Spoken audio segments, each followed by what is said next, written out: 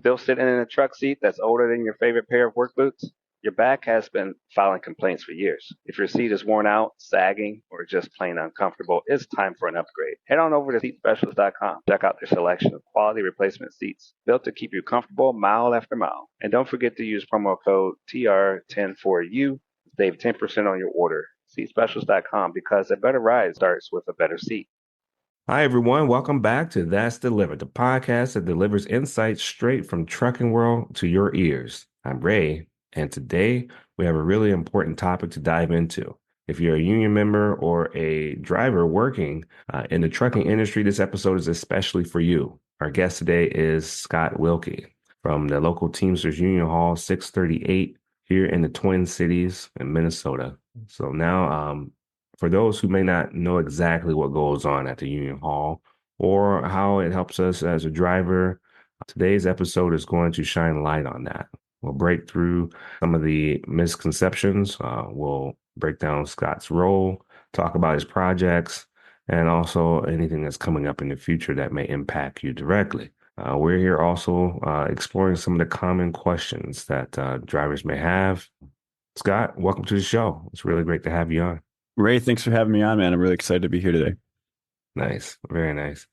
A lot of times we have the union hall and we don't know who's there or what's going on. So when you said you'll come on the show, it really will shine some light on a lot of the topics. So I appreciate it, man. It helps out tremendously. Yeah, for our local, which you're a member in, we represent a variety of industries, most of which is UPS. So if you meet anybody who works for UPS and in the entire state of North Dakota, or basically from Brainerd, Minnesota south, they're a Teamsters Local 638 member. So we have a pretty wide territory. It's about 700 miles from our furthest two UPS centers, which is Winona, Minnesota, and Williston, North Dakota. And so we have thousands of UPS workers that we represent and in between those two centers. And so it's nice to find different ways like this to connect with folks when we can't see each other face to face. So this is a great outlet for that. That's awesome. Hey, so just kind of dive into it. Can you share how you got started in the union? Sure. So I'll give you the kind of my full story. So my parents are both union teachers, and I have siblings and aunts and uncles. Everybody's a teacher in my family, so that's what I went to college to do. And as you're probably aware, most people know teachers. It's not a very lucrative career, and it took me a little longer to graduate. So I had a lot of student loan debt, and my salary that they had at the time was about $39K a year starting out, which is not much now, and it's not much back then either. And so I needed another job, and I started working at UPS in the summer as a seasonal package car driver, doing residential delivery for those folks who listen who don't know what that is. And I was like, wow, this job is going to pay me twice as much as the job that I went to get a degree for. And I also really liked the job. I liked being outside. I liked feeding the dogs treats and stuff and building relationships with the customers. And I'm like, I think this is it. So I got offered a full-time position back in 2010. And I was doing that ever since. But I've always had this kind of like, I don't know, calling to, do more. Like for a lot of folks, it's very comfortable. Like, you have the same route every day, the same customers. You've got a very secure union job and benefits and your retirement with your pension. There's a very very secure safety net in that job that a lot of people take comfort in. And, for me, I couldn't just check the box every day and say, yeah, I did a good job. I serviced the customers, made money. I needed more. And so I started getting involved in the union work, and then just helping out in a big center. And then John Keychek, who's now the president of our local 638, was my steward at the time. And he kind of brought me in, and I'm like, yes, this is what I needed. Being able to help people in different facets every day, whether it's hey, how do we interpret this contract language? Or, hey, how does FMLA work? Or how does short-term disability work? Or I got injured on the job. How can we work with the companies that don't, take advantage of me. All those little things made the job so much more fulfilling. So I started getting involved that way, and going to union meetings and seeing what else was available to get involved in. And eventually, the local hired me on about 2.5 years ago. To do the communication efforts for the UPS contract campaign. And it was literally just pull me out of service for a year to take on the extra work that was happening for the contract campaign. And they felt that I was, I guess, too valuable to send back to package car. So they brought me on to do communications and become a business agent. So now I represent Maple Grove UPS building, Wilmer UPS, Granite Falls UPS, Slayton Center for UPS, the Minneapolis Airport, as well as a unit of about 100 healthcare workers down in Madison, Minnesota, at a hospital slash clinic. My wife's a union nurse here in the cities, and so it kind of made sense for me to take over that contract when we had some movement here at the local, because I kind of knew more about the nursing world than most. But yeah, I love the job. I do a lot of our political work too. So last week I was out in DC with meeting with congressmen about labor issues, try to get their support for things like the PRO Act that we need to get passed, keeping right to work out of Minnesota. I don't think it'll ever happen in Minnesota, but we need national right to work legislation repealed. I mean, it's probably the most damaging thing as far as organizing efforts go.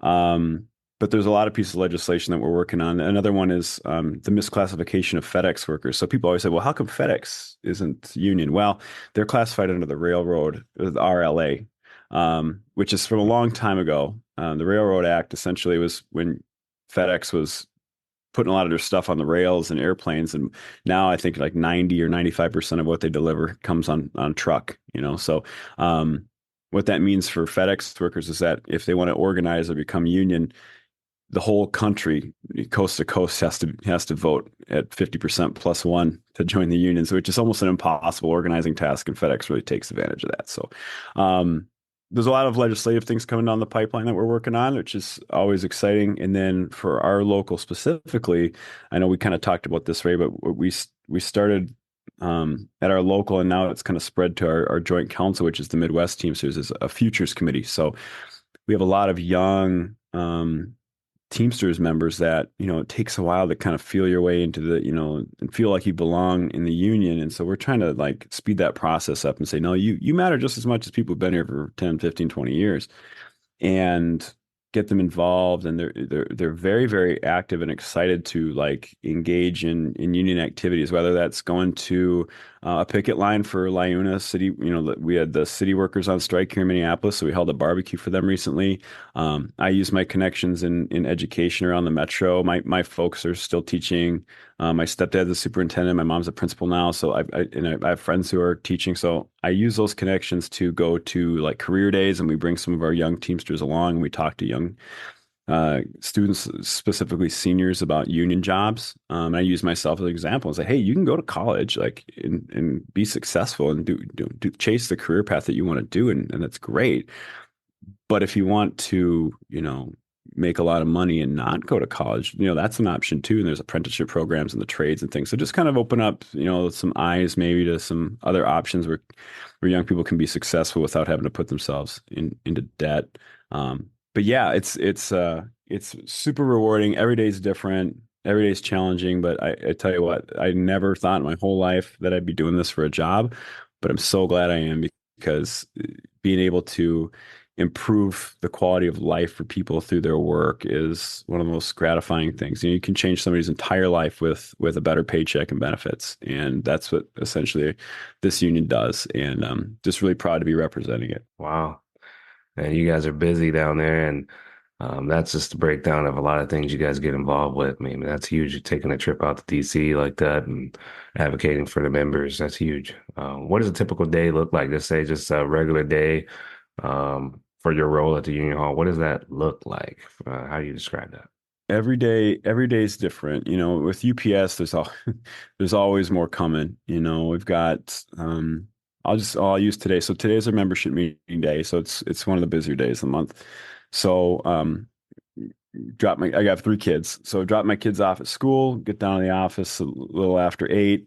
Um, and we're meeting here usually in the morning is when I kind of try to get most of my stuff done for the day, as far as like if there's any termination letters, if somebody got disciplined somewhere, or I get a letter that said, something was denied for somebody. Well, I got to reach out to that member and see what's going on and make sure we can nip things early if possible. So if anybody got some severe discipline, or maybe they're out of work, I want to figure out how we can get them back to work. So that's usually how I start my morning, is the high priority issues.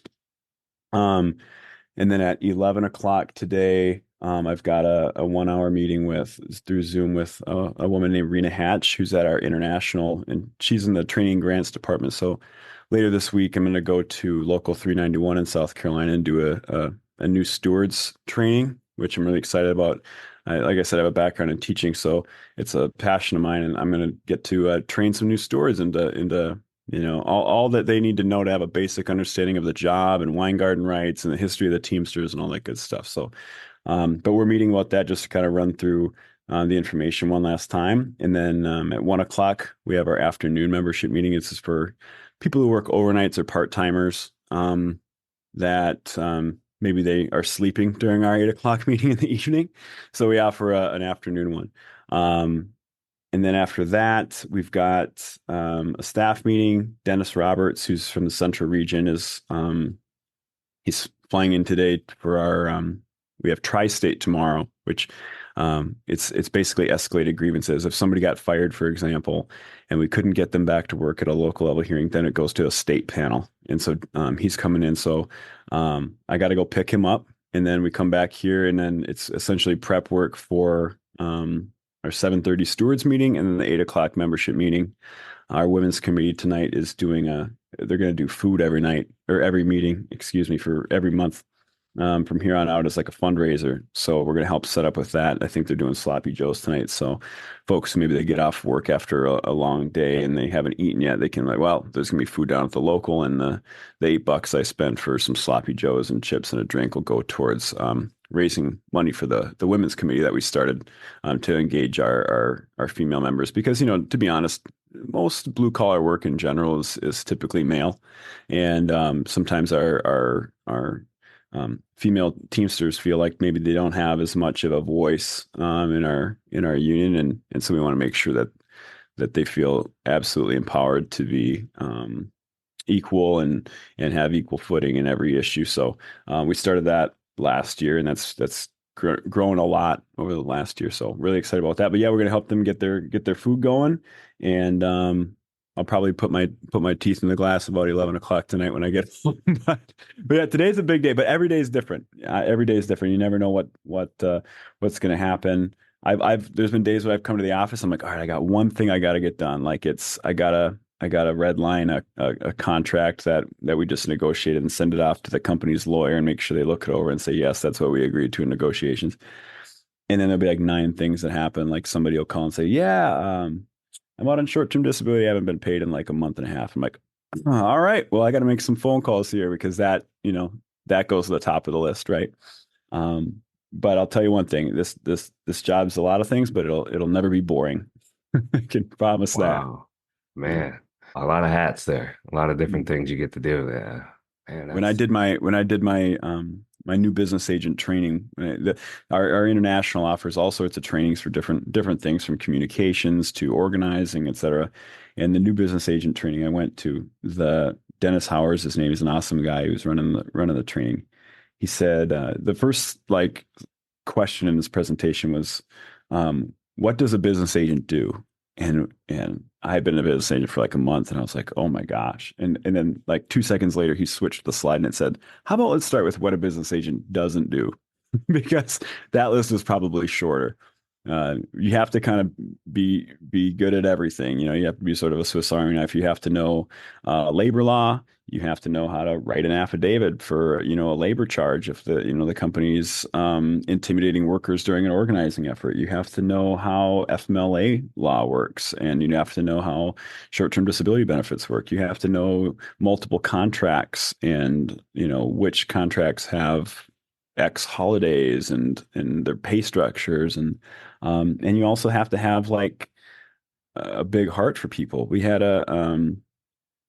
sadly over the weekend, one of our UPS drivers passed away over the weekend, and I've known him since middle school. We drove together, so now we're calling his family, right, who I've known for a long time, and about death benefits, right, and all the benefits that he had while he was here, what that means now, and explaining those things. And so it depends on the day, and it depends on what gets thrown your way, but you have to be good at everything, or um, people could really feel a negative impact if you screw something up, because people become union members for a lot of reasons, but for the most part, it's because of the benefits package, right, with your pension and your health care and things, and so you have to get that stuff right. So, yeah, it's a lot, but it's like I said, it's really rewarding work. So that's the motivator to do better every single time. Yeah, that's sorry for the loss as well, man. Thanks. There's too much of that going on, But the older you get, the more you know, and unfortunately, that's part of that. Yeah. You connect with people and make those Hmm. relationships. So, I mean, you have to be a people person. You have to be involved in the community. So, wow, that's huge. What are some of the most common issues drivers bring to the union when it comes to, let's say, how there's a union system resolving them? Um, I'm just going to go off of the most recent texts I've got just to kind of surmise what you're saying. So the one thing I get the most is sort of being a mediator, I suppose, between the employee and the company. Um, Sometimes the word harassment gets thrown around a lot as and it can be a little blurry as far as like over supervision can be harassment, right? But being managed isn't harassment either. And sometimes people are being harassed and sometimes they aren't. And so when the company is being overly aggressive on, so I have to do some digging and figure out what's going on, where the truth lies, and then resolve that issue. And sometimes that means going in and shutting the door on a manager and saying, "Hey, here's the deal. Like, you're either going to treat this person with respect, or we're going to have to go a different path, right?" And that path sometimes means we have a harassment grievance from one of our centers that's going to the national grievance panel because they didn't take us seriously when we said you're not going to mistreat this guy. So it depends on the situation, but a lot of times it's saying, "Hey, so and so is being a jerk today." Okay, well, what's going on? And then we figure out what the communications were, if alignment was crossed, and then how we're going to move forward. Because even if it wasn't harassment, that person still has to go and work with that manager tomorrow, and we need to figure out how everybody's going to be able to work together. And so a lot of times it's just creating sort of a bridge between the employee and the employer. And to be honest, that's a really difficult, I don't want to call it a game, but it is kind of a game to play. Like I have to I have a duty to represent the drivers and the loaders and every single person who works at that UPS hub in question. And at the same time, if the company hates me, like can't stand me in their building, can't stand the sight of me, then when they get a chance to take it out on the member, they're going to do it, right? So like let's say I come to them with an issue. They might push harder just because they don't like me, right? So I have to have good respectful discourse with the company to where I'm not gonna disrespect them or do something that they can say, Scott Wilkie's an absolute jerk, or Scott Wilkie comes in here just to piss us off, right? I'm very, very good at communicating in a way that's respectful. It's clear that they know what the expectations are from their members and that we're going to hold them accountable. But at the same time, I'm not going to go in there and start dropping F-bombs and cause a scene and slam my fists on the desk, because then the next time I have to come to them and say, "Hey, I need you to get Ray his job back," they're going to say, "Piss off. We're going to a tri-state panel. He can ask for it there." And then Ray now has to sit out without pay until hopefully getting his job back at a panel. Right. And so there is this back and forth of like, yeah, we need to hold the company accountable, but we have to do it in a way that's respectful, because the same way that I can take it out on them, they can take it out on the members too sometimes. And so we have to find ways to work together and problem solve, because if it's always just like poking and poking and poking each other, well, nobody really wins. And the people who actually lose are the members. If the union and the company are at each other's throats, the people who actually lose are the workers. And so we have to make sure we run that course in the right direction. Otherwise, it could be, what's the point of having me as your representative if all I'm doing is causing problems, right? Yeah, you have seen that in the past, or was it something that was kind of diverted because of training that helped you see that? Or, I mean, So I was in a really, like, I guess, fortunate situation where the labor manager at UPS, who's kind of the opposite of who we do. So I'm the business agent. I represent the members. The labor manager represents the company on labor issues. And the guy for UPS here that we deal with in Minnesota, North Dakota is named Tom Schuberg. So I call Tom like 2 to 3 times a day, and he calls me like 2 to 3 about different things because there's always stuff happening, right? Um, but the guy before Tom's name was a guy named Mike Kettler, who's a great guy. And that's actually how I got started at UPS. He was friends with my dad. And so Mike is like, hey, you should start driving at UPS. So when I came on as UPS driver, I had no idea what the labor manager was. I just knew that was Mike, and Mike got me. So nobody talked to me for like my first year because they thought I was like in with management, right? And I had no idea. They're like, well, aren't you management? I go, no, man, I'm just driving. Why? They're like, oh, we see you talk to Mike once in a while, so it kind of got us worried. I'm like, that's when I first realized this dynamic, right? Um, but because I knew that Mike was a good guy, for years and years and years, and then I see how he works with the union and, believes in people and does the right thing and does right by people. I had a good example of what a labor manager's, relationship with the union is, right? He's very fair and very honest. And so I try to be very fair and honest when I'm working with the labor manager too. And at the end of the day, it's like when it comes to every single issue, I always try to do things the right way, because as soon as, and this is true in any facet of life, but as soon as somebody thinks that you're, a liar, or you have bad character, well, then, life's gonna be a lot harder in whatever endeavor you're doing. And so I just always try to make sure that I'm honest with the member, I'm honest with the company, and when we're problem solving, we're doing it the right way and not trying to, manipulate or change facts in order to, maybe sneak something through. But yeah, I had a good example to start my career off with, and knowing Mike before Tom, and then getting to shadow John, who's our president now, for a while, just to see how those interactions go and see that at the end of the day, it's just everything is just problem solving, and it's no different than anything else in your life. If you're married and you got to problem solve with your spouse on, how you're going to spend money, or where you're going to live, or, hey, are kids failing math? How are we going to, solve this problem? It's the same thing when it comes to labor relations. It's looking at everything with a full scope of the problem, and trying to bring solutions that benefit each party. wow. I mean, so like beyond grievances, can you tell us more about the financial or legal support available to drivers or union members? So obviously with like, and we're both out of UPS. I'll use that as the example. With UPS, we've got great, industry leading pay and benefits, and your pension through your retirement.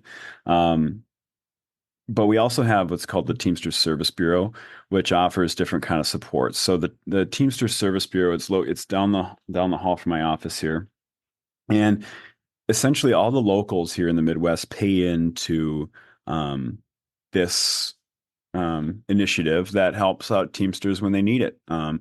So I got a phone call. I'll use this. This is a real example that just happened last month. I got a phone call from a driver I used to drive with who, after work, he'd go home and have a couple of beers. Well, 2 turned into 3, turned into 5, turned into I'm calling into work because I can't, I'm not sober yet. And he needed to get into treatment. So I got him help with getting set up with a short-term disability claim where he's, it's not your benefits and your job, everything stays intact. You get a little bit of financial compensation through our benefits to kind of stay afloat money, so to speak.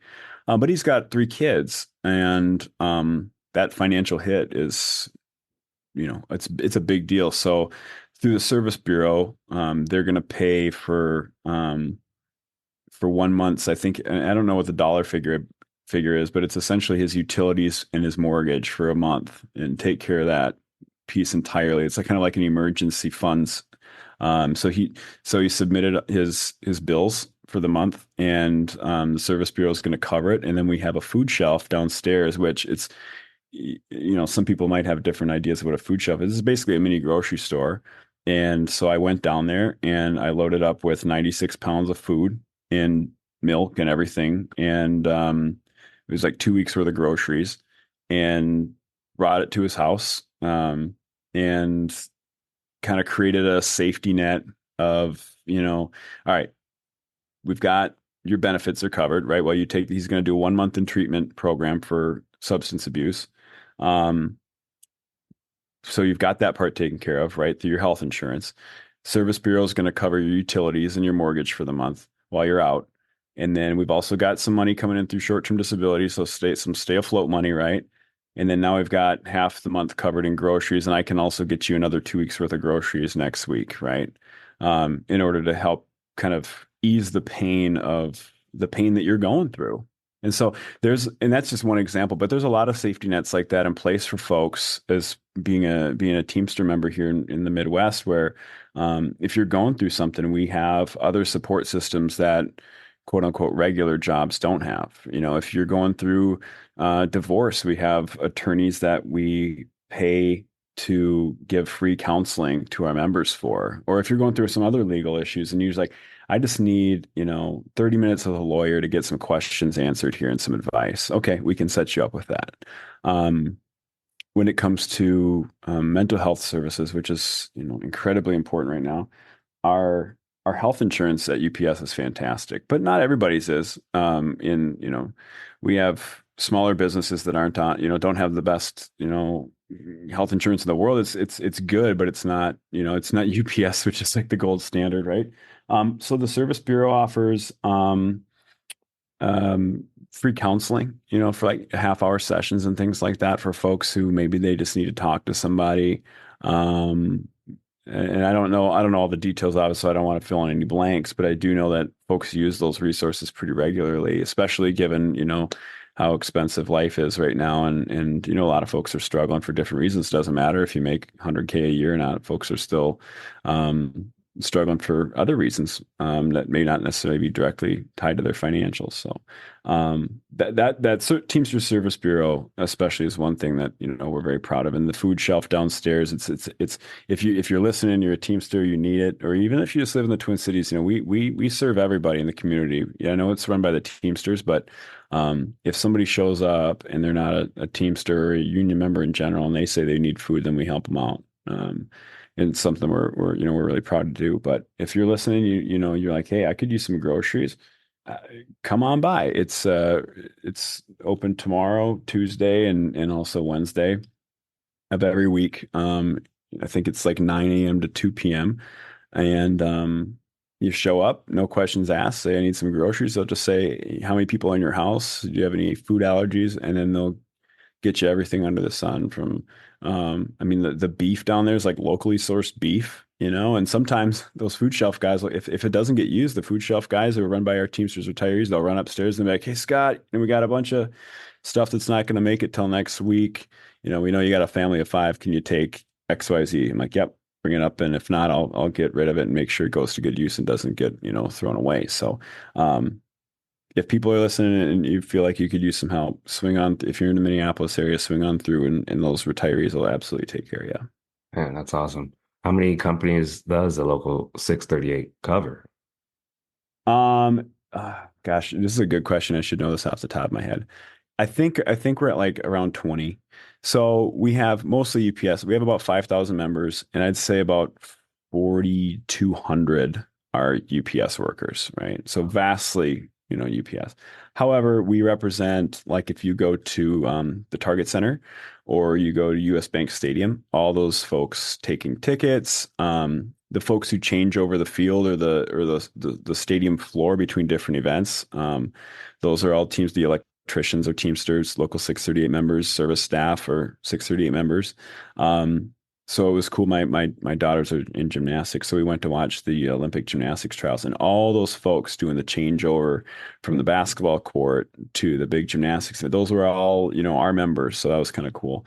Wow. Doing that. I'm trying to think of some other ones. If you stay at the Hilton Hotel in Minneapolis, those are all Teamsters Local 638 members. So if we ever have banquets or people come to town to stay, we always, suggest they go there because they'll be well served there. And then, I gave the example of the healthcare workers down in Madison that I represent. Olson Fish in Minneapolis. So if you go to like a Coburn's grocery store, or Cub grocery store, and you go to like the seafood section, you'll see Olson Fish food. So they process all sorts of different kind of fish. But yeah, I'm trying to think of some other obscure ones that people may recognize. We have jurisdiction for some things in our area and some things not, because there's another local called Local 120, who's very typical to us. And so they have all of UPS in South Dakota, and they have UNFI trucking in Minnesota, but we have it in North Dakota, right? So sometimes those jurisdiction things are like, yeah, we have this, but they have this. And we also have like first student bus drivers. So it's cool. My daughters, after school, they take a bus home, driven by one of our local 638 Teamsters, which is kind of cool for me. That we have St. Cloud Metrobus. And I'm just going off the top of my head here, thinking of all these different contracts. We just got a new one called Twin Cities Acoustics. We have Heinrich Envelope. So a bunch of different businesses. And at the end of the day, I always tell people, we have A to Z at the Teamsters. It's airline workers to zookeepers and everything in between. If you name it, you can be a Teamster if you want to be. But our local is a general local, so we can kind of get most things. Some locals are more specific. So let's say I had last year, for example, a local brewery here in Minneapolis shoot me an email and say, hey, our brewery out in Seattle just became Teamsters. We want to become Teamsters. I said, great. I'm going to get you in touch with, the guys down the hall. And they're like, well, why? I said, well, because they have alcohol and brewery and liquor and that kind of stuff. So that's their jurisdiction. So they do all the transport from the 3-tier system that we have here in Minnesota. So that's their jurisdiction. If it's dairy work, like Kemp's Dairy, that's down the hall. We don't have dairy. Pipeline work, that's local 346, right? So it depends on what industry it is, but there's a Teamsters local to represent whatever you're doing for work if becoming union is something that you want to do. And so any feedback from drivers on some of these projects you guys are on or contracts? I know it was that huge UPS contract that went through. You get any feedback from that?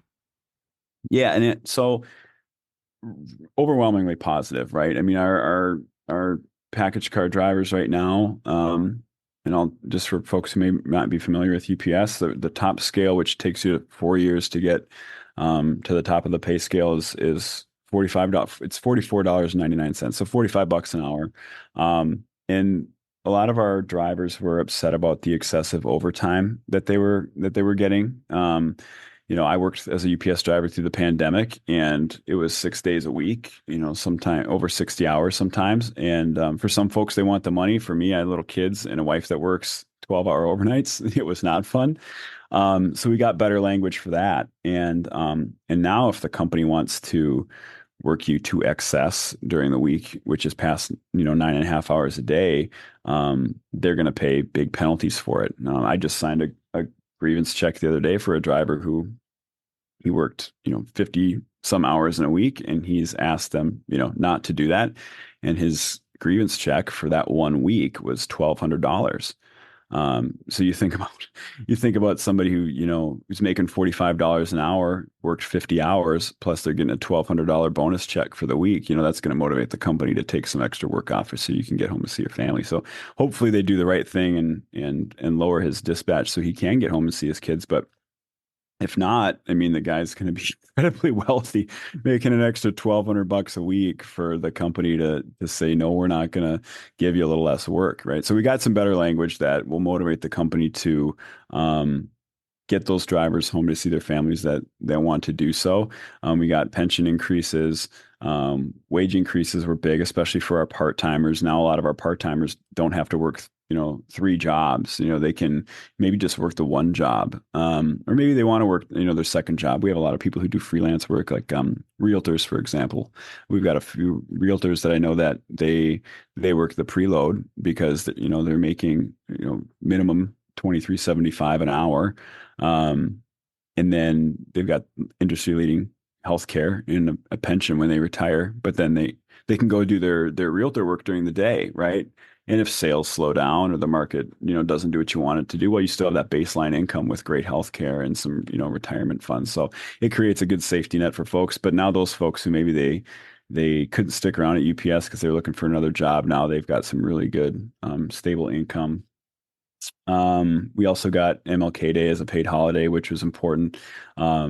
Where no contract is ever complete, right? You always want to get more in the next contract cycle. And so, I've already talked to people who say we need to get Juneteenth next, and I agree. Absolutely. That's on the docket for the next contract cycle. Among other things, right? There's always topics that come up, but for the most part, people are very, very excited about what we got. And, compared to the rest of the industry, I would say it's heads above, everybody else, right? If you compare, FedEx and Amazon, these companies that are trying to do the same thing that UPS is doing, the compensation and the benefits and the 300 pages of agreements with the company, make it a much, much better place to work. Nice. So no, that's a huge contract. I guess, how hard is it to get the language changed? I mean, that's seems to be a huge task. Guys are working on it for days on end sometimes, right? Yeah, so this last contract that was negotiated, I mean, it was basically 8 months of negotiating when you figure, there's three layers of the there's a local supplement, which is just language for local 638 members. An example of language that we have in that piece of the contract that's just for people in North Dakota in our section of Minnesota is that's different than the other supplements of the contract would be. We get to and this might not seem like a big deal to some people, but it is because UPS hates it. We get to try out bids and turn them down if we don't like them. And I'll use myself as an example. When I was a package car driver, I signed and won a bid for an inside combo job. And it was overnight. And I'm like, well, my wife works overnights, and so I can work overnights, and we'll be on the same night shift. And then, I'll take a little bit of a pay cut, but I'll have a much less demanding job physically, mentally, and it'll be more consistent, and the schedule will be better. So I won that bid, and turned out it was not as great as I thought it was, especially with the scheduling and the sleep stuff. And I'm like, oh, this isn't going to work.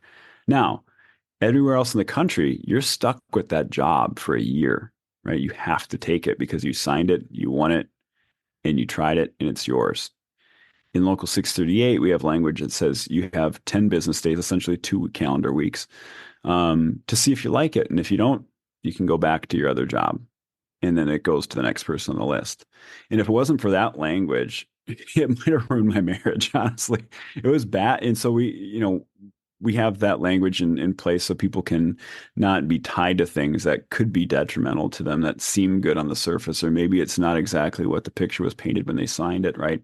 So that's in our local supplement. And then the central region has language that's just specific to this middle third of the country. And then the national supplement, which is the biggest section, is all the language from across the country. And that's what takes the most time to negotiate. So, John, who's our president of the local, he was out negotiating that for, he'd be gone for Monday through Friday, fly back from DC, fly back on Monday, be there till Friday, and then he'd be off for a week. And it was like 2 weeks on, 1 week off, 1 week off for a while. And it took until August to get all that squared away and then get it ratified, where everybody in the country voted on it to get it through. So it does take a while. Now, to your exact question was, how do you get that good language in there? It stems from having so many members, right? This power in numbers. We have 300 is about 350,000 Teamsters in that work for UPS, right?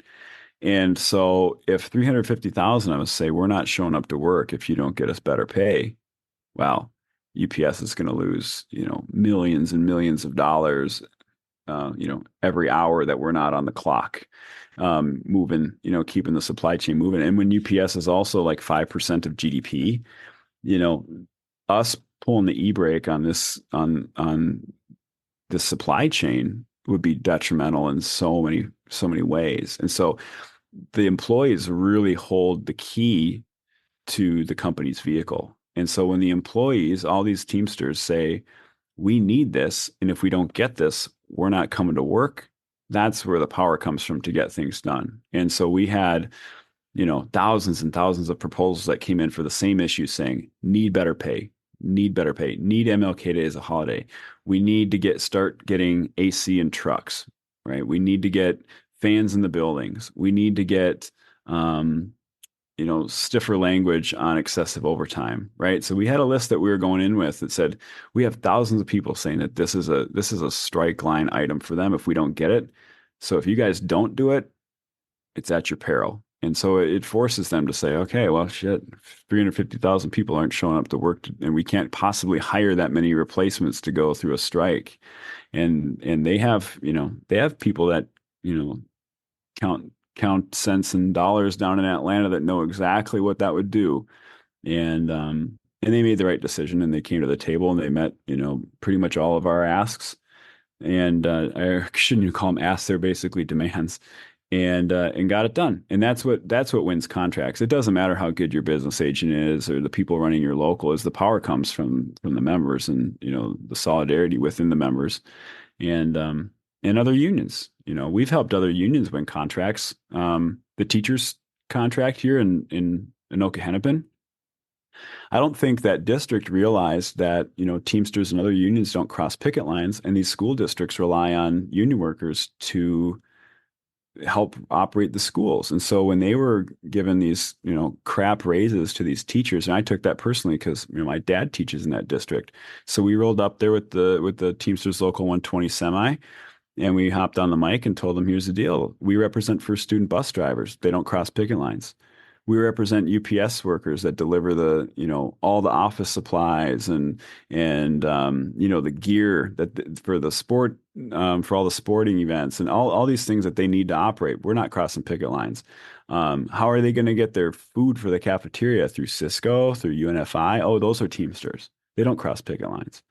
And once they realize, oh, shit, we can't operate without union workers operating our business, right? Now, all of a sudden, they came to the table and they got folks raises. Local 120 operates the transportation services for one of the companies that we were on strike with. And when they didn't cross the picket line, that's what tipped the contract to get over the finish line because they couldn't operate anymore. So solidarity is always what wins good contracts, whether it's internal or external. Yeah, that's huge. If people want to get upset about something that they didn't feel like they got heard, they got to really think, hey, this is something that we as members have to come together on. If we want to be, like you said, that union that we want to be, well, how engaged are we? Yes, that's one of the other things is, they got certain topics hot topics, right? That people have in their mind that after the contract's done that they want taken care of. Well, let's get it working on for the next contract. Yeah. Let's talk about it. Let's get engaged again. Like you said, you got the member meeting and those proposals that are important. Don't just ignore those. Yeah. A lot of times people see those proposals and they think it's not for me, Well, and I think a lot of people don't really engage in the proposal process because they think, oh, well, what's this one piece of paper matter? Or are they really going to pay attention to this? Yeah, absolutely. And what was really cool is when there was like a pre-negotiating meeting with all the union members or not all the union members, all the labor leaders for the Teamsters here in the Central Region. And they organized all the proposals into different categories, basically by language, right?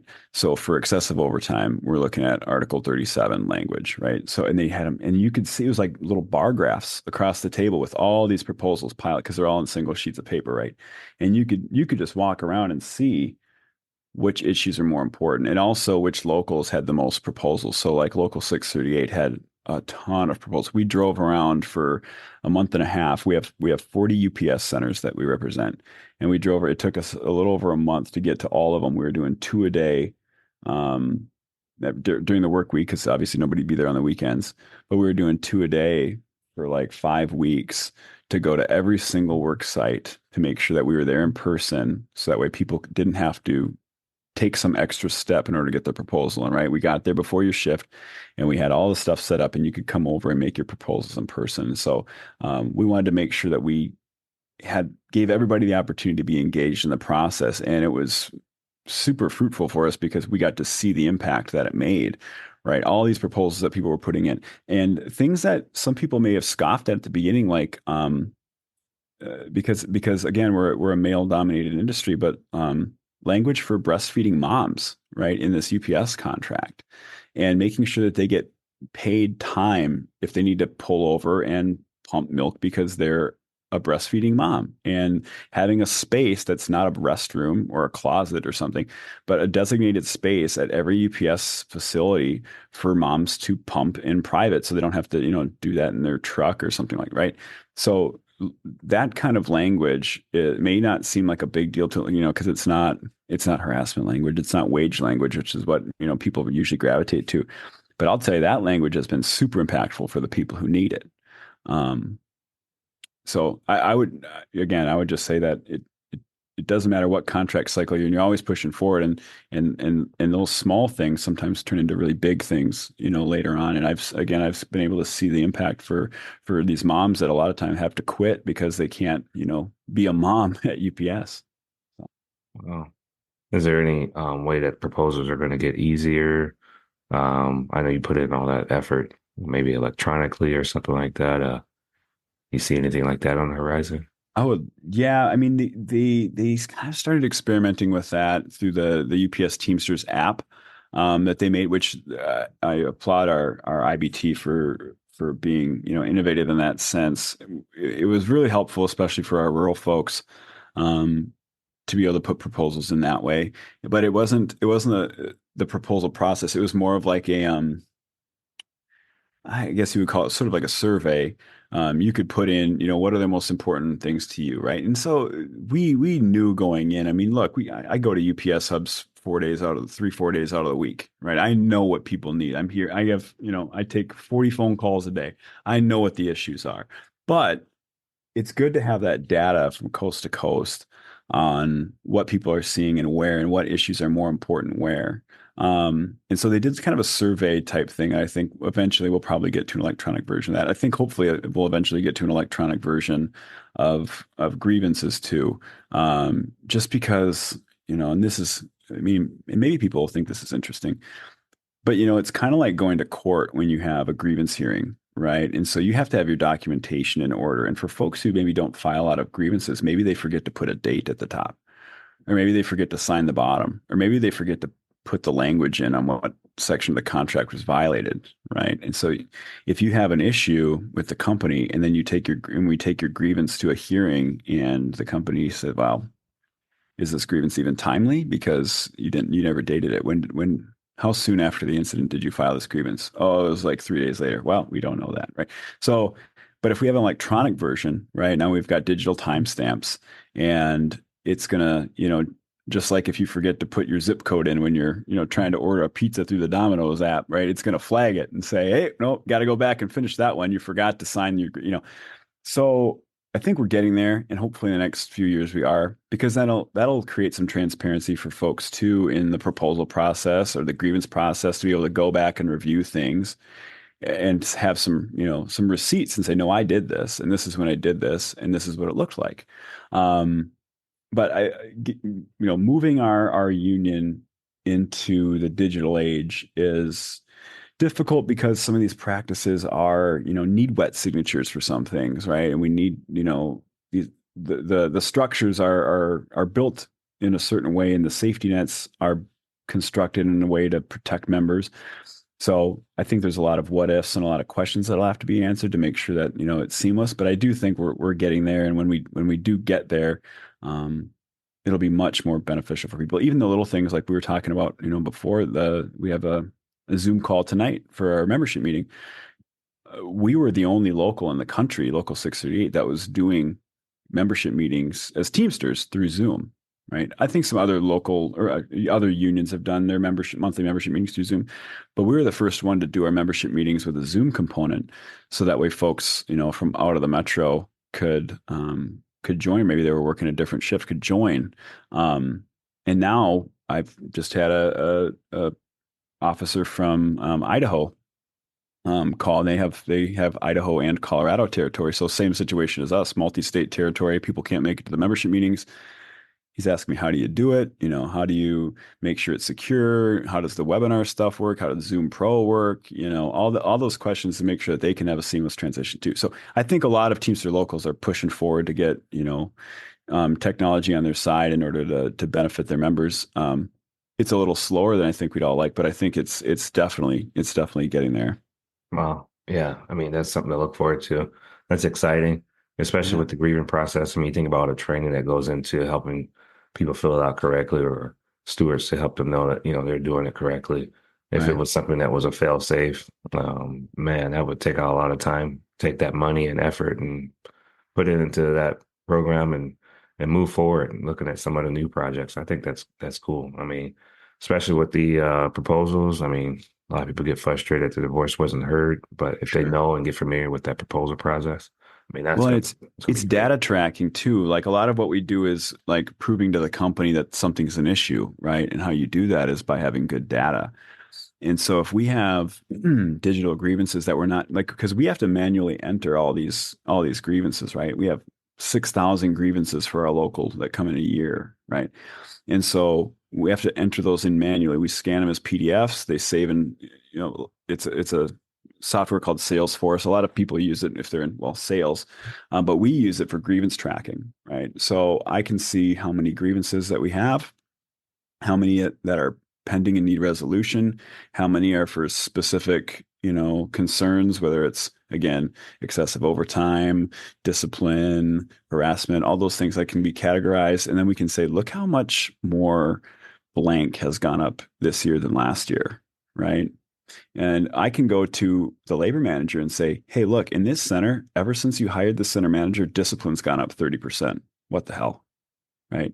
And I can prove it. It's not just this, hey, man, this center manager is a jerk. He's throwing around discipline, left and right over petty things. And what the hell's going on here? I can say, look at this report.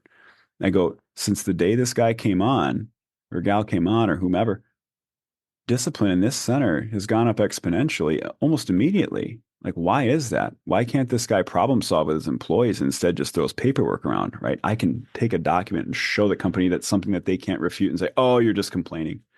So it's those pieces too that we can take back to the company and solve problems with. And that's the part that I'm most excited about because, whether it's UPS or any company, most folks running the show only listen to the numbers, right? So if I can say X issue is making a financial impact to this degree, if I can say we paid out X amount of 9.5 violation grievances this year and X amount last year, and that's cost you $500,000 in 2 years, they can go, oh, we better get a hold of that, right? We didn't, sometimes they don't realize because, they're not tracking the same data that we are. So that's the part that I'm most excited for, is being able to resolve issues with the company with tangible documentation that makes sense for both parties and that's irrefutable when we're going into those meetings. Man, so if somebody has a legitimate health concern at, let's say, like your eyes or that infrared light that comes from the camera, so it's like a hot topic amongst drivers since they're out there at night. But is that something that should go through the grievance process, or is that something that they should look at elsewhere? It definitely could. So, I mean, we got, and I'll use the heat topic, as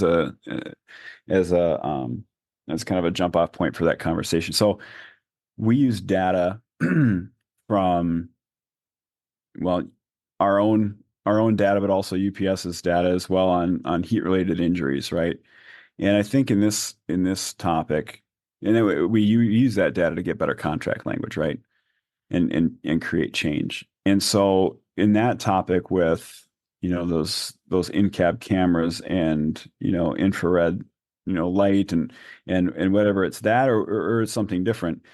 If we can prove with good data that it is an issue, right, then we can get it resolved. And how we get it resolved kind of depends on the issue specifically. So and let's talk about this one because like you said, it's kind of a hot one right now, or whether it's the new security system they put in with the scanners, the X-ray scanners, right? Going in and out of the building. Some people were concerned that, well, my lunch and my medicine is going through an X-ray scanner every day, right? And so we had to get data on the impact that makes. And so if you're a driver who feels like this is, causing harm to you, my suggestion would be to go to a doctor and have a medical evaluation and see if, what those impacts are, because I can make strong arguments and you can make strong arguments as the person affected.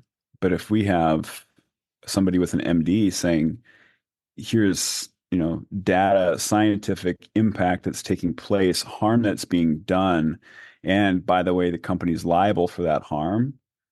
Now, now UPS legal gets perked up and goes, oh snap, we need to make some adjustments here. We're in for a lawsuit, right? It's the angle of which you want to put the pressure on the company to create change, right? Do you want to put it on through the grievance process, which the grievance process works, albeit it can be slow, or do you want to go through legal processes, right?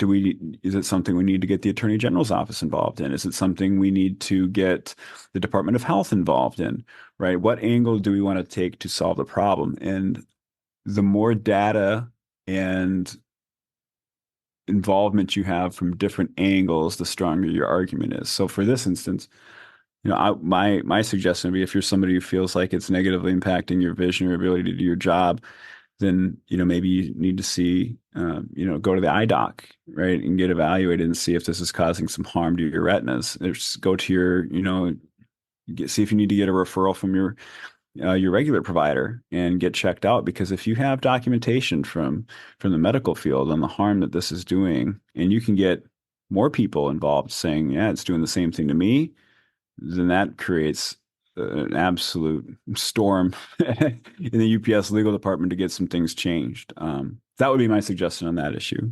Yeah, I feel the same way. That way, you can still focus on your job and just use your healthcare. Like you said, we got a lot of benefits. Want to use it for your benefit, and you don't have to beat the drum as much. Yeah, yeah.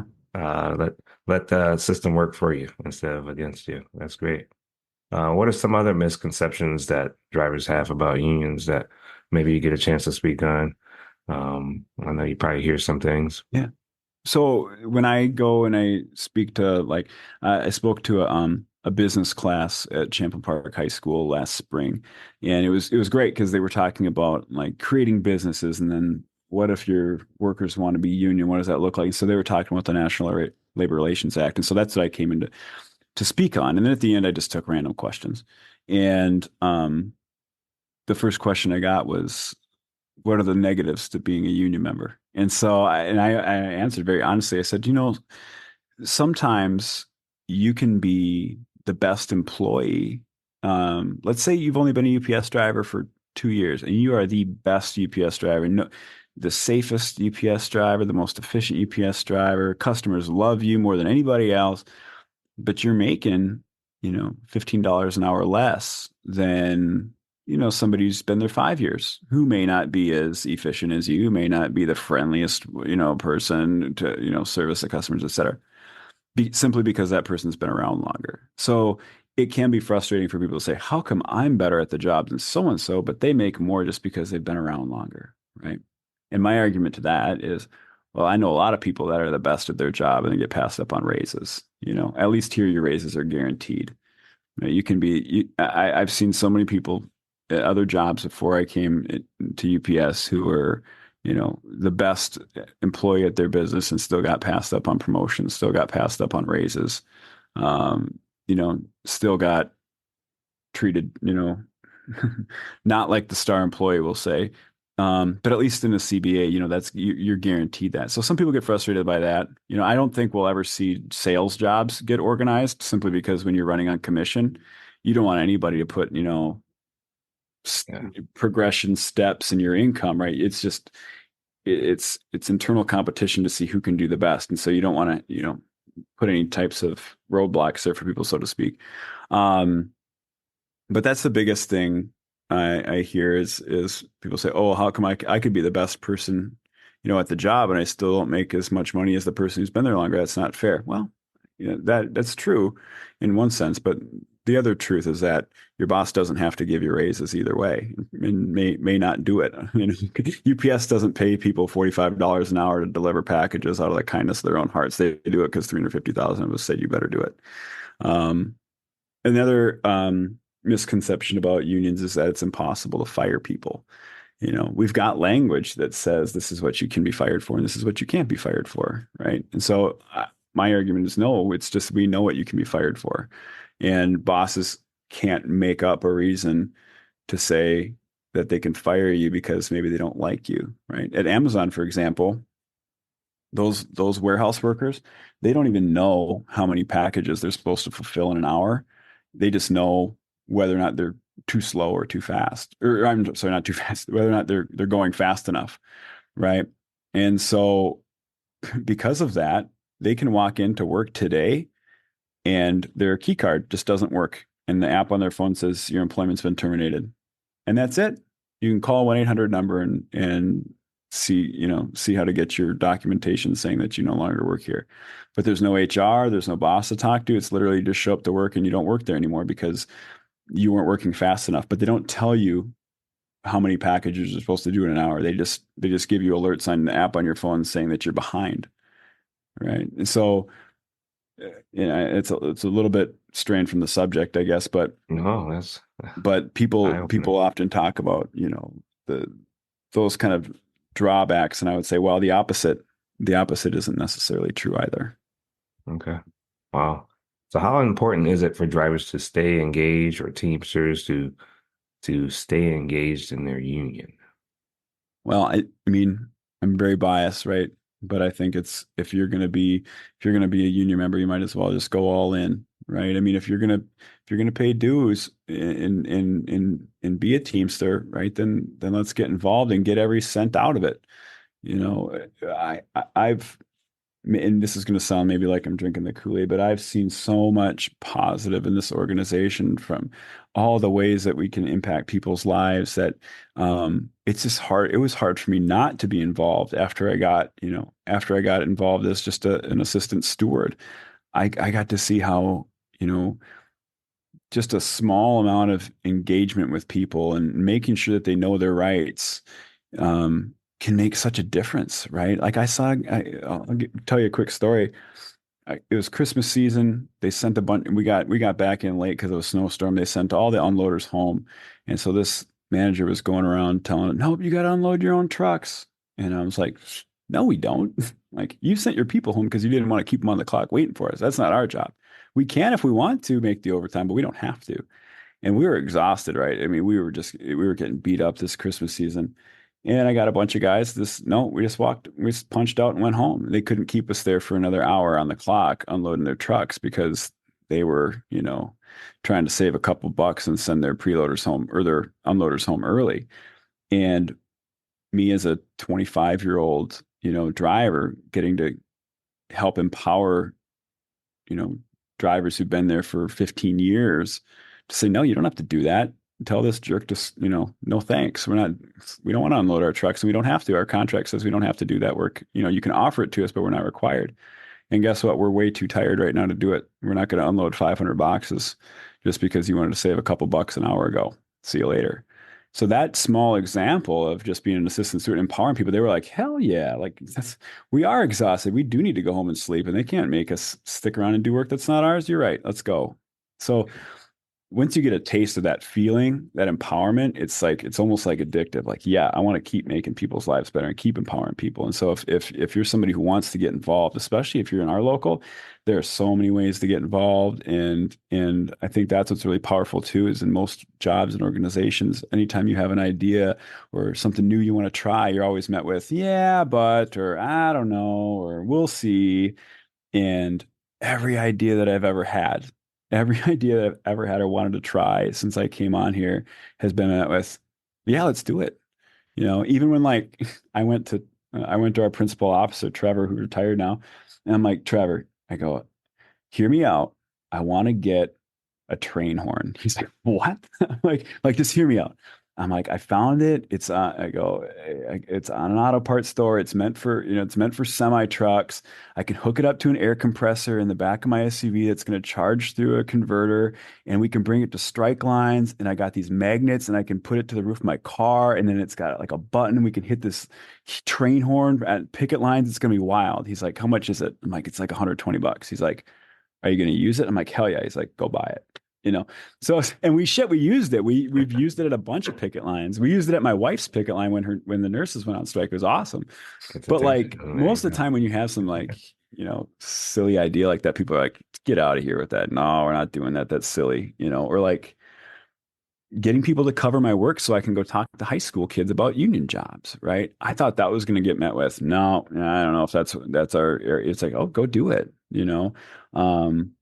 anything that we've thought about doing or wanted to try, this union has been like, give it a shot. If you're passionate about it and want to do it, go try it. So, you don't find many organizations or businesses or groups that operate that way. And I think that's what's been a lot of fun too, is hearing yes from people when you want to try something new and not just, met with apathy or maybe some subtle rejection about it. And then, oh, maybe he'll go away if we stop talking about it, Uh, but there's a lot of ways to get involved and there's a lot of work to be done. So anybody who's willing to put, even this podcast, man, this is extra work for you, and this is important, creating a platform for people to think about ideas and talk about the job and create engagement and community. I mean, it's invaluable. And so I commend you for this work because it's just important as anything else that the labor movement's doing right now. And I know, man, I had my headset in all day listening to podcasts and listen to audiobooks and things like that when you're on the road. And I know people are listening right now who are over the road right now and maybe trying to stay awake and hopefully engaging in this. And even that's important, right? right. So, Yeah. I mean, I was going to say that, echo those same words. Thanks for letting, this happen, not stopping it. And, yeah, because that's a lot of the ways people can stay connected, when they're out there on the road. And this is another way people can listen to their local, listen to the union, and hear that voice from someone who sincerely shows it in their voice that they care. So, appreciate it. yeah, I really appreciate you, man. So, is there any other ways that people could stay connected, or that the union tries their best to stay connected to members? Yeah. So like for Local 638, we have our monthly membership meetings through Zoom, and that's fine. I mean, to be honest, it's a business meeting, so it's a little dry. We have to go over the new business, old business, and just talk about what's coming down the line. But there's a lot of good discussion too. Like people, we have public comment every meeting where people say, hey, let's give an example. We've had some break-ins in vehicles at the Minneapolis hub, right? And what's going on with that?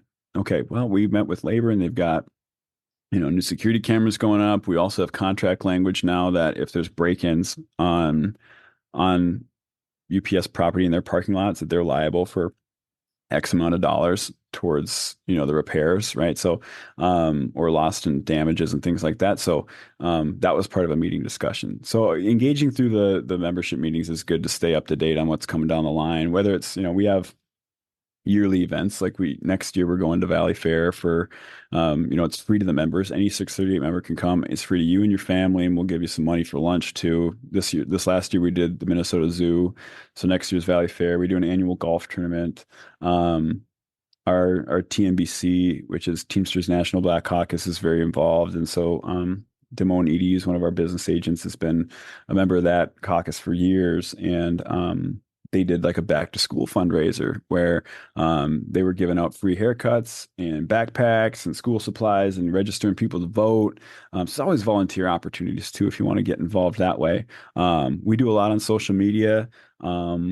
Our Facebook page, it's just Teamsters Local 638 is really active. And it's not just a bunch of filler content, like some social media platforms are. We try to do like a lot of member features, and information about things that people should be aware of, regarding our local and just union labor in general. There's like solidarity efforts. If you want to come with us to go to a Starbucks Workers United event, because the Starbucks is trying to organize, and go hit the picket line, hit the hit the train horn on top of my SUV if you want. I don't care, get involved that way. There's always stuff to do. And so I would suggest to folks, if they want to get more involved, we're door knocking right now for candidates who support labor. So if there's a candidate that you like, and they also support labor and they're on our list, come to one of our door knocks, and we try to make it fun. We'll buy coffee and donuts before or after. We'll get pizza or something like that, and we go out and we tag team doors, piggyback back and forth across the side of the streets and just hit neighborhoods and make sure that folks are aware of these candidates that we support. So there's layers of ways to get involved, and I would say just ask. I run the Facebook page, so if you want to shoot a message on there, it'll come straight to me, and we can see what your strengths are, what your interests are, and find something that works for you. What's the Facebook handle? I think it's just Teamsters. I think it's just Teamsters Local 638. If you search that, you'll find it. I'm not sure if it's like Teamsters 638, at Facebook or whatever, but I know the website is local as what Teamsters638.com. Correct. And then it looks like you have Facebook, Instagram, Twitter. Let me see. If I click on that, it pops up. Yeah. Nice. Yeah, you got a nice layout there. We were trying to get on TikTok during the UPS contract campaign. It's that's a venture we gotta put a little more effort into. But I will say, like, the demographics of Facebook that's where we put a lot of our energy, because we have our own data on our own membership, and the Facebook demographic and the demographic of our membership are almost identical. So that's where we get the most traction. I think during the UPS contract campaign, we had 1 month where we had like 355,000 content views in 28 days, something crazy like that. So most of our viewership is on Facebook, so that's kind of where we spend most of our time. But we're trying to venture out and just sort of meet people where they're at. I do our communications. I always say, communication's a two-way street. So I have a duty to meet people where they are, but hopefully people will meet me at that medium as well. And so, yeah, I think however you want to engage, I want to engage with you there too. Yeah, I mean, I met you on Discord. I mean, that was yeah, that's right. Yeah, and that's another one that I'll hype that up. Our feeder guys have taken the initiative, and which, again, if you don't know what that is, it's essentially our over the road truck drivers at UPS. They've taken the initiative on the Discord. To be honest, I thought Discord was just for like video game nerds. like John had a Discord, and I'm like, oh, it's just for like the gamer community, and that's cool, And then I found out, like, oh no, it's way more than that, and it's super. I mean, it's a super cool platform, and you can do a lot with it. And so now I'm on like 6 different channels with our futures committee is on there. So we share all of our events and all of our social media stuff. They want to start doing a zine here pretty soon. They want to do bumper stickers and stuff. So it's a good way to collaborate and a good space for that. And yeah, if it weren't for that platform, then hey, we wouldn't be here on this platform, right? Yeah. Big shout out to Ryan. He got that going for a lot of that. Absolutely. Too. So yeah, man, this is a great resource. I see how you guys also went down and did a mental health awareness day at UPS in Maple Grove 5 days ago. Yeah, that was cool. Yeah, that's on our Facebook page. So that's John, our president of our local. He's been a big advocate for mental health for years, and I won't tell his story because it's incredibly powerful. But yeah, he was in a really bad place and reached out, took that first step, which is the biggest step, to say I got to get some help. And he's, in a place now where I couldn't imagine that same guy that, he talks about from years and years ago. And it's just a really powerful story. And he's been a big advocate for that. Again, we have great health insurance where we can get services that, some people sadly in America couldn't dream about. Right. And we talk about this a lot where, my oldest daughter had to do she's neurodivergent and had to have a screening that was going to cost like $5,000 or something like that. And so I'm calling around to these places that were suggested to us to go. And they're all like, yeah, sadly, this is an out-of-pocket thing. Insurance doesn't cover it. Mhm. Sometimes if you have an HSA, that can help. I'm like, oh, Mm. crap. Right. So here I think I'm going to have to shell out 5K for this thing that Right. we had to do. And I called Wilson McShane, who does our benefits, and said, Yeah. yeah, is there any way that you guys can cover part of this? And she's like, part of it? We cover the whole thing. I go, what? They told me nobody does. Like, nah, you'll pay like $60. I'm like, oh my God. Okay.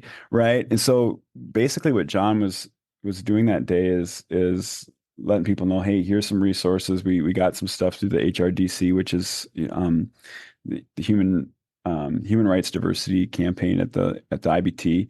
So we got some resources for people, but like John said, like, hey, I've been through it. And some people are going through it right now, and we've helped a lot of people get to where they need to be. So if you got, you know, you think that life's a little harder than it should be right now, maybe it is, and maybe there's some resources that can help, and use that good health insurance to get you, whatever you think you need. And yeah, we've been putting a lot of effort into that, and we'll continue to do that because, unfortunately, mental health issues are not going away. And to be honest, I don't know what the data says, but I'd imagine it's probably trending upward for a lot of folks. And if the voicemails in my phone are any testament, I'd say it's trending upward too, because a lot of people are hurting in different ways, and the resources that we have, I'm just really proud of, because it's something that we can point to and say, hey, we're trying to be a part of the solution. Yeah, you are. Yeah, big shout out to Deb over there, Wilson McShane. Yeah, she's the She's an best. angel. She's an Yeah, angel. she is. Yeah. That's actually who told me that. Deb Connolly at Wilson McShane. She was the one who was like, she's like, she's like, no, it's covered. I'm like, what? Yeah, that's Like, I'm gonna go buy a jet ski now. she helped me a lot. $5,000 in my pocket. Oh my gosh. Yeah. Wow, that's awesome. So, so for drivers who never really used union, what's your message to them about why they should be engaged? I know you mentioned Amazon, FedEx. Mhm. Maybe give a message to those listeners as well. So, folks who are working non-union right now, or folks in our union? Sorry. Uh, well, yeah, drivers who never really used the union, Oh, they've okay. never been a part of it. Maybe a little apprehensive because they like that. Maybe it's just mom and pop feel, that's not wrong with that either. But if they're thinking of making a switch, or they're, you know, got some misconceptions about unions, what do you have to say for them? Yeah, well, not especially in the trucking world, not everybody's going to need to be union, and so for some folks, they don't want it. I've got my good friend Bo is a contractor truck driver and makes a lot of money, but there's not a lot of security in that either. And you run a lot of risk, right? And for some people, they, hey, they'll do the personal evaluation. It is or it isn't for them. And so I guess I would just say, ask yourself, do you think it's right for you? Yes or no? And that, that's your decision. I would never force somebody into something they don't want to do. But depending on what career you're in right now, I would just ask yourself, is there a possible, solution here to this problem that could be resolved with better wages, with better benefits? If you don't think that you're getting treated fairly on the job, if you think you're getting passed up for opportunities because maybe you don't vote the way your boss does, you don't look the way your boss does, or you don't pray the way your boss does, well, that can all change under a contract. I'll send anybody who wants one a copy of the UPS contract, and you can look it over and say, is that something that, I could utilize in my career? Um, because, for me now, having been a union worker for a long time and grew up in that household and saw the securities that it, provided my family, and same with my wife and her career. I'm at the point I couldn't imagine not working union. I can imagine going to work and not being able to tell my boss how I felt about something without fear of retaliation. I get to go to work every day, and if I have an issue, or I want to, dress a certain way, or even like, I'm mixed race, I'm half native, and so I got long hair. Maybe my boss doesn't like my long hair. Well, I don't really care if I'm union, what he thinks about me or how I look. It doesn't matter because I'm equal under my contract. And so, for folks who are looking for equality in the workplace, for folks who, especially young people, and that's why young people are so, unions are so popular with young people because they're running this race right now in this economy a little more uphill than maybe we ran it. And they're looking for an edge and an ability to be successful.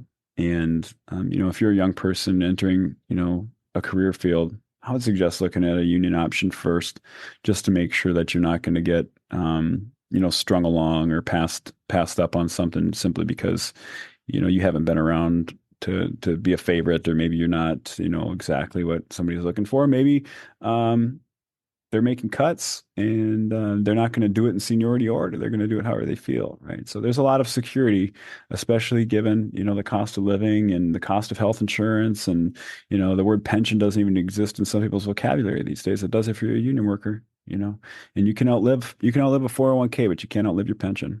And there's a lot of security there. So if you're somebody who's looking for more security, financially or personally and professionally, I would say, look at union careers and just see what's out there, because it'll provide a lot of things that you probably couldn't even think of right now.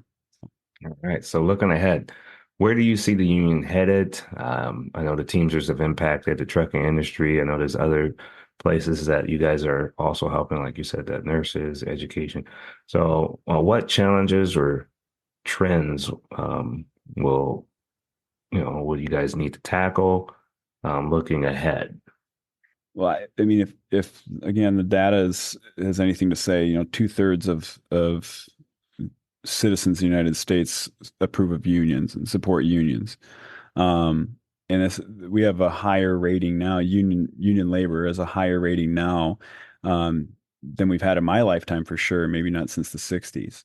And I think that's coming from a lot of reasons. It's coming from the cost of living, and it's coming from the abuse that some people have seen on the job, and the need for stability. So I think that we're seeing sort of I don't know if you want to call it sort of a renaissance or a rebirth of unions in this country out of the abuse that people have been taking on the job, especially from companies like Amazon, right? Companies like Walmart that completely take advantage of workers. And the way that young people have created this sort of resurgence in union labor and gravitated towards, we could use some equality in the workplace. We're not getting treated fairly.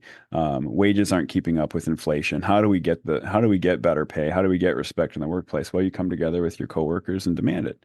And I think that the trends that we're seeing right now and the approval that we're seeing with unions is going to continue seeing more places organize and more places become union, and a rising tide lifts all boats. And so just because you're not seeing it directly in union organizing in your workplace doesn't mean you're not going to feel the effects. And just a quick example of that: when my wife's contract got ratified here in Minnesota after 15,000 nurses went on strike, for a variety of reasons, but especially pay and safe work environments, that benefited the workers in New York State, whose contract expired almost, I would say, within a month, if I remember correctly, to where they used that as leverage to say, hey, if they can get it, why can't we? Right. And then non-union nurses now have to get a pay bump because all the union nurses got a big pay bump. Right. And so just because, and now we're seeing Amazon is like, oh, shoot, I guess we got to give our drivers a raise. Right. Because if not, they're going to leave and they're going to go to that union job. And so just because you're not union doesn't mean you're not seeing some of the effects. Right. If you have your weekends off, right, it's because of, unions were able to get that. And now you have to get your weekends off because union workers got weekends off, right? If you have fire exit signs above doors in your workplace, that's because of a union. They got those, and now you have to have them too, right? So all these things that unions are fighting for benefit everybody eventually in some facet, and people really want that right now. Um, People are sick of being abused in different industries. And so again, just looking at the data, I think 10 years from now, my guess is we're going to see another 10% of the country organized, because we get phone calls. We just had another business last week, say, come on up. We want to be union. We want to be Teamsters. So we're growing, and union labor is growing, and I'm excited for it. And I'm a big believer in what unions can do for people, and so I'm excited for people to have, life-changing actions in their workplace. You can do a lot for somebody by giving them a better paycheck. You can change somebody's life. And so if you give somebody 10% raise overnight, watch how much happier they are at the workplace, right? Watch how much better your production gets. Watch how much, the stress goes down when people get treated fairly and paid fairly and can take their kids to the doctor. All those things create a better, community. And that's at the end of the day what's going to happen, I think. Man, wow, thanks, Scott. Yeah, so man, you've been there for a while. So what keeps you motivated to fight for drivers or union members to ensure that they have the support they need? What helps you personally? I think this has been through my whole life. I had this like sick obsession with injustice. And it's kind of been that way my entire life, where I hate bullies. I hate seeing people get mistreated, taken advantage of. And you see that a lot in workplaces where companies will take advantage of people who don't know labor laws. And I've been bashing on Amazon, but like Amazon is in the Twin Cities metro is preying on East African immigrants, literally seeking these people out who've been in the country less than a month, don't speak English, definitely don't know labor laws or what their rights are, and then working them to the bone until they get injured, then firing them. Right. And so some of these things that are taking place, you ask yourself, like, I know it's not right, but how is that even legal? Right. And so knowing that there's people that are, getting taken advantage of, and especially, I worked alongside, a lot of these folks, and I know I know their stories, I know their spouses' names, I know their kids' names, I know their hobbies, I know their struggles. And so when I, hear about how they were taken advantage of or mistreated, it's all personal. It's not just names on a spreadsheet of, oh, this happened last week, right? I see a name and they're trying to fire so and so for attendance.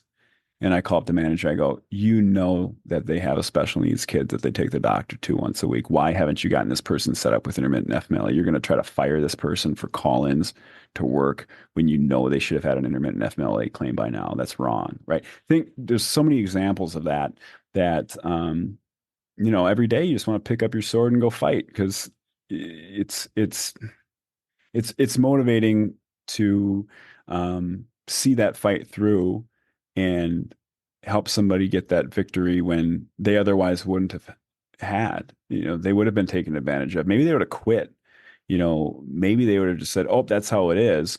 Let the company run over them, and then their kids suffer. Because they didn't know what their rights were. They didn't know that you get 16 hours of activity time through the state, so that way you can go to your kids' conferences, and the company can't tell you no, right? And now we have other laws like Minnesota Safe and Sick Time, where, hey, if you're sick, you can't get disciplined for it. You stay home and take care of yourself, right?